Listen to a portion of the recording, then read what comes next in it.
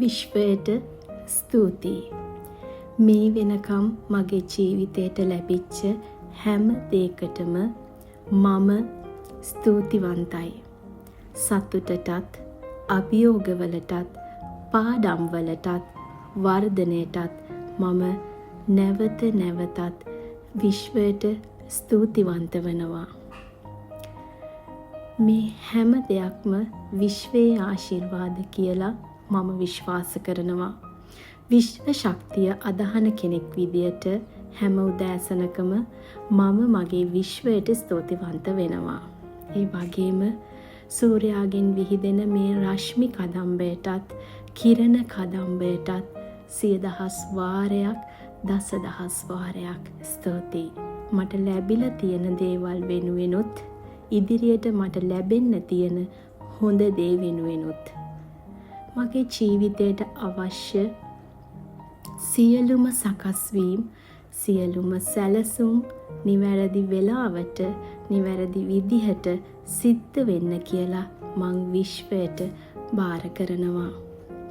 විශ්වාසයෙන්, ස්තුතියෙන්, ආදරයෙන් මේ ගමන ඉස්සරහට යනවා. ස්තුතියි විශ්වය. සතියේ දවස් 5ක් අපි මහන්සි වෙලා වැඩ කරනවා. අපේ හීන වෙනුවෙන්, අපේ පවුල වෙනුවෙන්, අපේ ජීවිතේට හොඳ හෙටක් වෙනුවෙන්.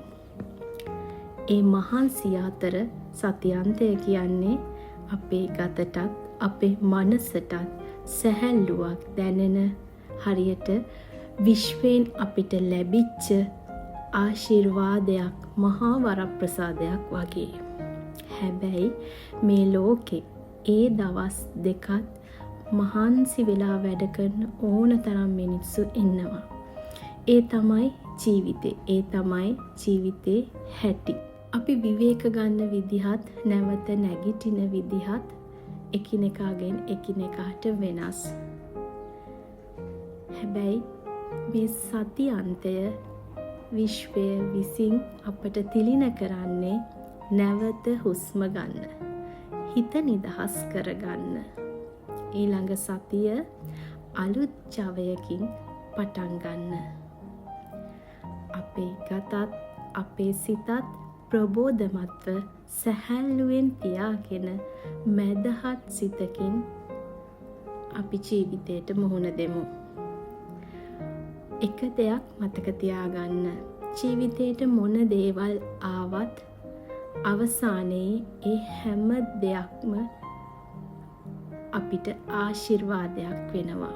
අපි නොදකින තැන්වල, අපි නොදන්න විදිහට ඒවා ආශිර්වාද වෙලා අපේ පිටිපස්සෙන් මහා හෙවණැල්ලක් වගේ අපිත් එක්කම ගමන් කරනවා. ඔයාටත් ශක්තියෙන්, විශ්වාසයෙන්, සැහැල්ලුවෙන් පිරි ලස්සන සුබ සතියන්තයක් වේවා.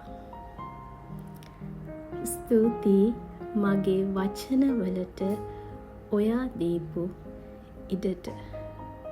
පරිස්සමින්, සතුටින් මේ සතියන්තය ගත කරන්න. හැමෝටම විශ්වයේ ආශිර්වාදය ලැබේවා.